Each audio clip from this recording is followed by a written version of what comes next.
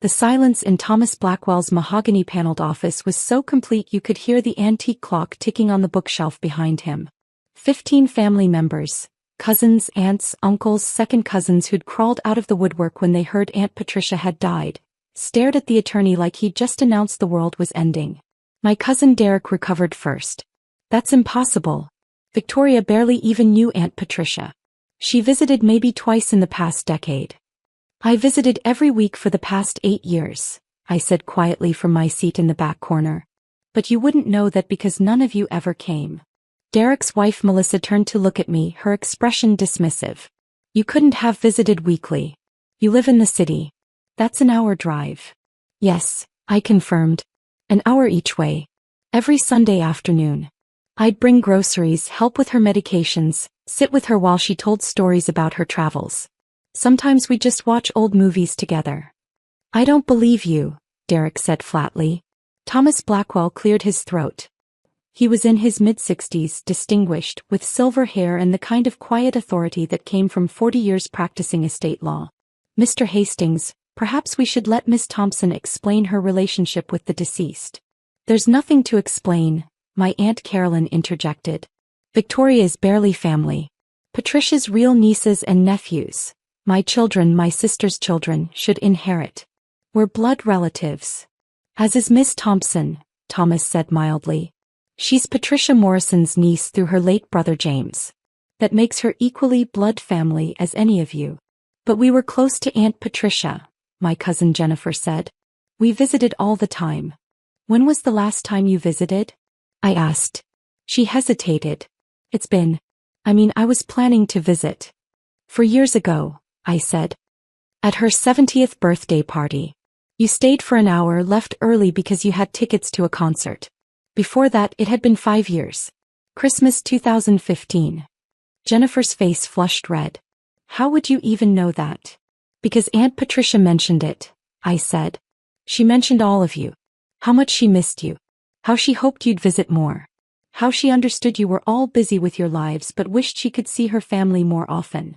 This is ridiculous, Derek said, turning back to Thomas. I don't care what Victoria claims. Aunt Patricia wouldn't have left everything to her. Read the will. Prove it. Thomas opened the thick document in front of him. Very well. The last will and testament of Patricia N. Morrison, executed on March 15, 2019, and updated most recently on October 8, 2024, 2 months before her death. He adjusted his reading glasses.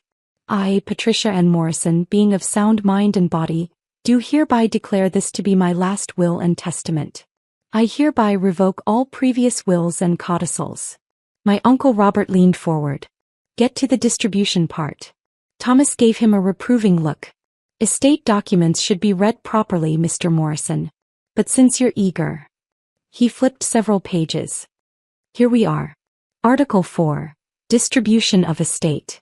I direct that my entire estate, valued at approximately $12.4 million, including all real property, financial assets, personal effects, and business interests, be distributed as follows. Everyone leaned forward. I stayed still in my corner seat watching. To my beloved niece, Victoria N. Thompson, I leave 60% of my total estate, along with full authority as executor to manage all distributions and estate affairs. Victoria has been my sole companion, caregiver, and true family for the past 8 years. She visited me weekly without fail, managed my medical care, handled my finances during my illness, and provided love and support when others were absent. She is my primary beneficiary. The room erupted. That's fraud. Derek shouted. She manipulated a sick old woman. Melissa added. This will should be contested. Carolyn declared. Thomas raised his voice. If you could all please calm down, there's more. The room quieted, but the anger was palpable. To my remaining family members, my nieces Jennifer and Melissa Morrison, my nephews Derek and Robert Hastings Jr., and my great-nieces and nephews, I leave a combined 40% of my estate, to be distributed at the discretion of my executor Victoria Thompson, based on their actual relationships with me during my final years. At her discretion? Robert sputtered. That's insane. I grant Victoria full authority, Thomas continued reading, to to determine individual distribution amounts based on the following criteria: frequency of visits during my illness, assistance provided during my care, genuine affection demonstrated versus interest shown only after my death, and overall character judgment. Victoria knows which family members truly cared and which did not. I trust her completely to distribute fairly. This is a joke, Derek said. No competent lawyer would write a will giving one beneficiary total control over distributions to others. I wrote this will, Thomas said calmly. I am a competent lawyer. Mrs. Morrison was of completely sound mind, had full mental capacity as verified by 2 independent physicians, and she specifically requested these terms. I advised her of the potential for family conflict. She said, and I quote, "If they have a problem with Victoria controlling the money, they should have visited more often." I almost smiled at that. That was absolutely something Aunt Patricia would say. Carolyn turned to face me directly. You poisoned her against us. Turned her against her own family. I didn't turn her against anyone, I said quietly. You did that yourselves by not showing up. By not calling. By forgetting her birthday 3 years in a row. By canceling visits because something better came up. We were busy. Jennifer protested. I was busy too, I said. I run a consulting business. I work 60-hour weeks. I still made time every Sunday because she mattered to me. Because you knew she was rich, Derek sneered. You were playing the long game. Manipulating a lonely old woman to get her money. I didn't know she was rich, I said. Not until 2 years ago when she asked me to help organize her financial documents. Before that, I thought she lived modestly on Social Security and a small pension. I visited her because I loved her, not because I wanted something from her. Thomas was reviewing additional documents. For what it's worth, Mrs. Morrison's financial advisor has provided a statement confirming that Ms. Thompson never accepted payment for her caregiving, never asked for loans or gifts, and actually spent considerable personal funds on Mrs. Morrison's care, groceries, medications, home repairs. She's documented approximately $40,000 in unreimbursed expenses over 8 years. So she was buying influence, Robert said. Or she was caring for someone she loved, Thomas countered. But let's continue. There are specific bequests listed. He turned to another page. To my niece Jennifer Morrison, who visited me twice in 8 years and called on my birthday only when reminded by her mother, I leave $50,000. This is more than her attention deserved but reflects my hope that she will learn to value family before it's too late. Jennifer's mouth fell open. To my nephew Derek Hastings, who visited once in 8 years to ask for a loan and never returned after I declined, I leave $50,000. Perhaps he will use it more wisely than he would have used my loan. Derek's face turned purple. To my niece Melissa Hastings, who sent Christmas cards but never visited, never called, and never demonstrated genuine interest in my well-being, I leave $25,000. A card is better than nothing but cannot replace actual human connection. Melissa looked like she'd been slapped. Thomas continued through the list. Most family members received between $25,000 and $100,000. Substantial amounts, but clearly designated as consolation prizes. The explanations were brutally honest about their neglect. Finally, he reached the end. The remaining family members who are present today but not specifically named in the will, he looked at several people I barely recognized, will receive nothing as Mrs. Morrison did not recall meeting you even once in her final decade. One woman I didn't know stood up indignantly. I'm her second cousin. We're related. Being related by blood doesn't make you family, I said quietly. Showing up does. Caring does. Being there when someone needs you does. Don't you dare lecture us about family, Carolyn hissed. You're a vulture who preyed on a lonely woman. Ms. Morrison, Thomas said sharply, I will not tolerate such accusations in my office. Your sister was not lonely, she had Victoria. She was not confused, she was sharp as a tack until the day she died. And she was not manipulated. She made these decisions deliberately with full legal counsel, because she wanted to reward the one person who actually treated her like family. How much does she get? Derek demanded. You said 60% of $12 million. That's over $7 million.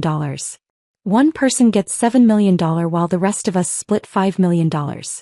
Actually, Thomas said, consulting his documents, after specific bequests totaling $1.8 million to named relatives, The remaining $10.6 million is divided with Ms. Thompson receiving $6.36 million and the discretionary fund receiving $4.24 million for Victoria to distribute as she sees fit.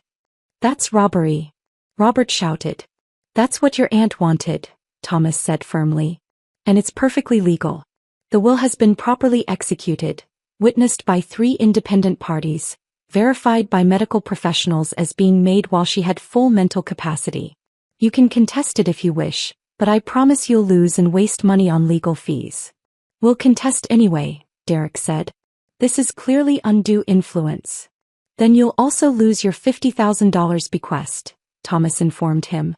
Mrs. Morrison included a no contest clause. Anyone who challenges the will forfeits their inheritance entirely. That shut him up. Jennifer was crying now. This isn't fair. She was our aunt too. She was, I agreed. And you could have acted like it. You could have visited, told, sent more than a Christmas card. But you didn't. None of you did. Except me. Because you wanted her money. Melissa screamed.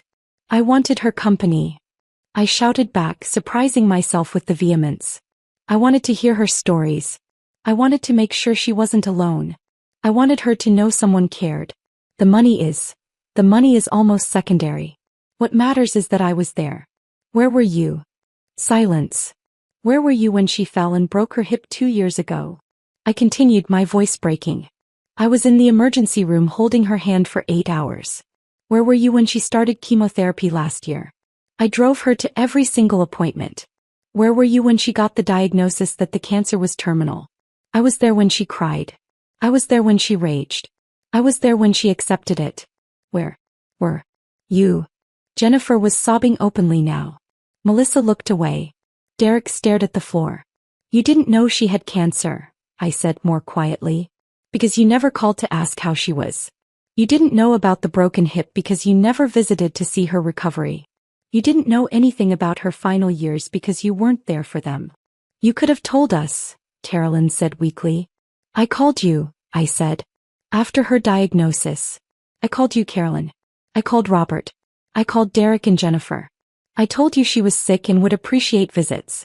Do you remember what you said? Carolyn didn't answer. You said you'd try to visit soon. You never did. Robert said he was busy with work but would call her. He didn't. Derek said he'd visit the following weekend. He didn't. Jennifer cried and said she'd be there that week. She wasn't. I pulled out my phone and opened my call log. I have records. I called 9 different family members to tell them about her cancer. Only one person visited, her friend Margaret from church, who isn't even family. Where were all of you? We didn't realize it was serious, Jennifer whispered. It was cancer, I said. How is cancer not serious? Thomas closed the will.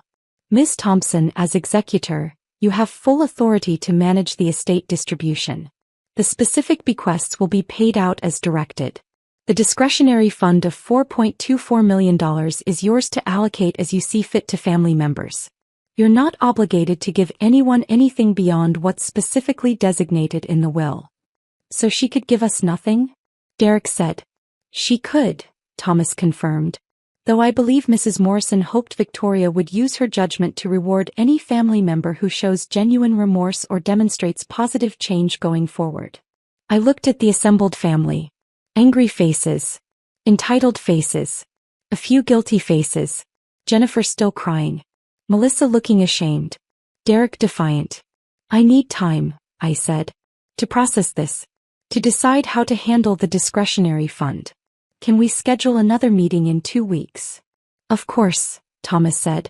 That's perfectly reasonable. 2 weeks. Robert protested. You're going to make us wait 2 weeks? You made Aunt Patricia wait 8 years for most of you to visit, I said. You can wait 2 weeks. I stood to leave. Thomas handed me a thick folder of documents. Everything you need is in here, he said. Estate documents, financial account information, property deeds. Call me if you have questions. Wait, Carolyn said as I reached the door. You're just leaving? We have questions. Then you should have asked them when Aunt Patricia was alive, I said. When she could have answered them herself. When it would have mattered. I walked out to a chorus of shouted protests. In my car, I sat for a long moment, hands shaking on the steering wheel. $6.36 million. Plus another $4.24 million to distribute. Nearly $11 million total under my control. I'd known Aunt Patricia was comfortable, had helped her organize her finances 2 years ago when the cancer diagnosis came and she wanted everything in order. But I hadn't realized quite how much she'd accumulated. A lifetime of careful investing, a successful career as an engineer, 2 paid-off properties, and decades of compound interest had built a substantial fortune. And she'd left most of it to me. My phone buzzed. Derek. Asterisk, this isn't over. We're contesting. Asterisk. Then Melissa. Asterisk, please, Victoria. That inheritance is Derek's only chance to save his business. Can we talk? Asterisk. Then Jennifer. Asterisk, I'm so sorry. You're right about everything. I was terrible. I don't deserve anything, but I wanted you to know I'm sorry. Asterisk. I drove to the cemetery. Aunt Patricia had been buried 3 days ago in a simple ceremony. Most of the family had attended, dressed in black, dabbing their eyes, telling stories about a woman they barely knew. I'd arranged the entire funeral. Chosen the casket, written the obituary, selected the flowers, organized the reception. Just like I'd managed everything else in her final years. Her grave was still marked with a temporary placard. The headstone would be ready in 6 weeks. I sat on the grass beside it, not caring that my dress was getting dirty. They're angry, I told her. You probably expected that. Derek threatened to contest. Carolyn called me a vulture. Robert's probably calling a lawyer right now. The wind rustled through the cemetery trees. I told them the truth. About visiting. About the cancer. About how alone you were. Jennifer cried. I think she actually gets it now. Maybe Melissa too. The others. I don't know. I pulled out the folder Thomas had given me. Property deeds, investment accounts, bank statements. A handwritten letter with my name on the envelope. I opened it. Aunt Patricia's careful handwriting filled 3 pages. My dearest Victoria. Asterisk, if you're reading this, I've gone on to whatever comes next. I hope it's something good. Maybe I'll finally see your Uncle James again. He always said you reminded him of himself. Stubborn, kind, and too smart for your own good. Asterisk. Asterisk, by now you've met with Thomas and the family has reacted exactly as I predicted. They're angry. They feel cheated. They think you manipulated me. Let them think it.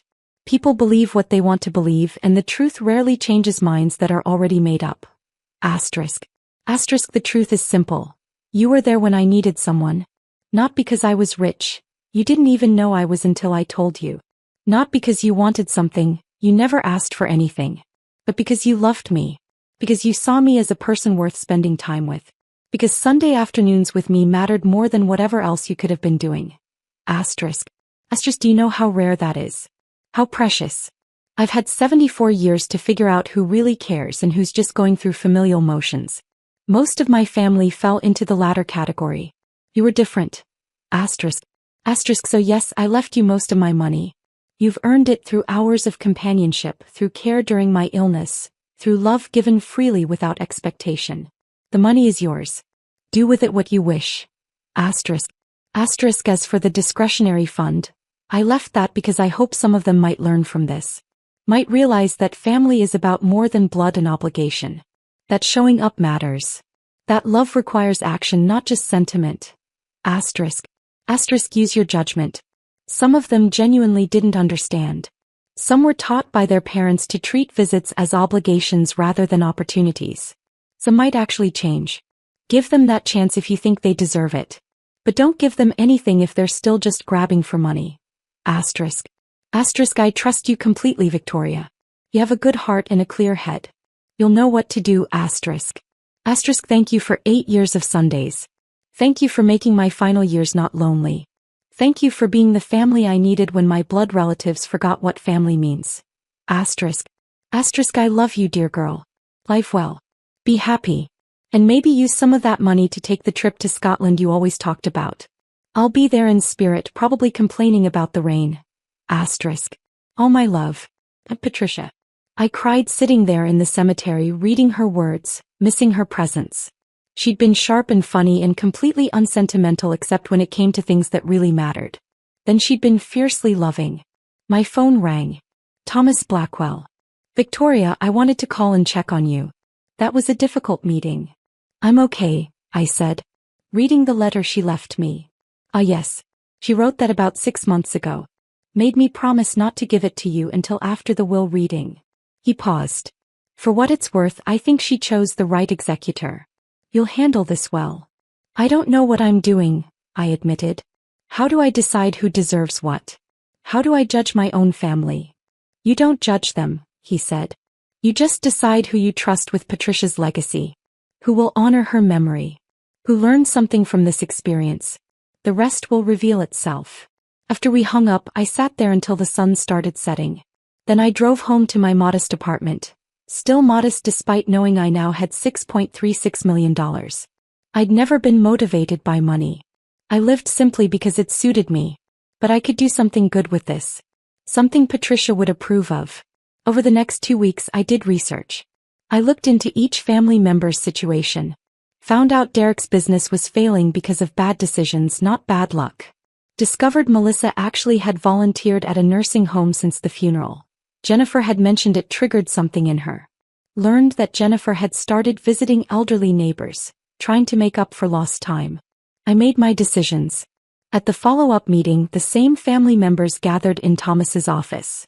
This time the energy was different. Less entitled anger, more nervous anticipation. I've decided how to distribute the discretionary fund, I said, standing at the front of the room. Most of you will receive nothing beyond the specific bequests Aunt Patricia already designated. Groans and protests. However, I continued, 3 people will receive additional amounts. Jennifer, you've started volunteering at nursing homes and visiting elderly neighbors. Patricia would have appreciated that growth. You'll receive an additional $200,000, with the requirement that you use at least $50,000 to support elderly care initiatives in your community. Jennifer gasped. Victoria, thank you. Thank you. I promise I'll honor her memory. Melissa, you've also started volunteering and you've been genuinely apologetic rather than just angry.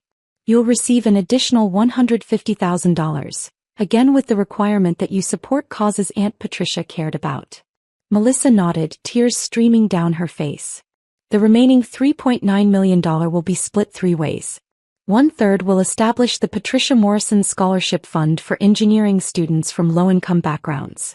1/3 will endow a nursing home volunteer program in her name. The final third will be held in trust for any family member who demonstrates, through sustained action over the next 3 years, that they've learned what family really means. If no one qualifies, it goes to charity. That's insane, Derek said. You're giving away millions to strangers instead of family. I'm honoring what Aunt Patricia would have wanted, I said. She cared about education, elderly care, and genuine family connection. This does all 3. We're your family. Carolyn protested. Then act like it, I said. Not with me, I don't need your attention now. But with each other. With elderly relatives you have left. With the next generation. Show them what Aunt Patricia tried to show you. That family is about presence, not presents. About time, not money. About love, not obligation. I looked around the room at their faces. Some angry, some ashamed, some thoughtful. You have 3 years, I said. 3 years to demonstrate you understand what matters. If you do, the trust fund will be distributed. If you don't, Patricia's legacy will help people who appreciate what you took for granted. This is ridiculous, Robert muttered. This is fair, I corrected. You all received more money than your actions deserved. Patricia was generous even in her disappointment. But she wanted you to learn. This is your chance. I handed Thomas the distribution documents. File these. Set up the scholarship fund and the volunteer program. Establish the 3-year trust with the conditions I've outlined. Done, he said, looking at me with what might have been approval. I walked out, leaving behind the mixed chorus of gratitude, anger, and confusion. In my car, I pulled out Aunt Patricia's letter one more time, reading the final paragraph again. I trust you completely, Victoria. You have a good heart and a clear head. You'll know what to do, I hope I did right, I whispered. My phone buzzed. Jennifer, thank you for believing I could change. I won't let you or Aunt Patricia down, Then Melissa, I understand now why she chose you. Thank you for being fair when you could have been vengeful. Asterisk. Then, surprisingly, from Carolyn. Asterisk, I don't agree with your decisions, but I can't say they're wrong. Patricia would have wanted her money to make a difference. Perhaps this is how it should be. Asterisk. I drove home thinking about 8 years of Sunday afternoons. About stories and laughter and quiet companionship. About being there when someone needed you, not because they could give you something but because they mattered. Aunt Patricia had given me $6.36 million. But what she'd really given me was understanding. That true wealth isn't measured in money but in moments. In showing up. In caring. In being present for the people you love. The money would let me live comfortably, help others, create opportunities. But the real inheritance was the lesson. And I planned to honor it for the rest of my life.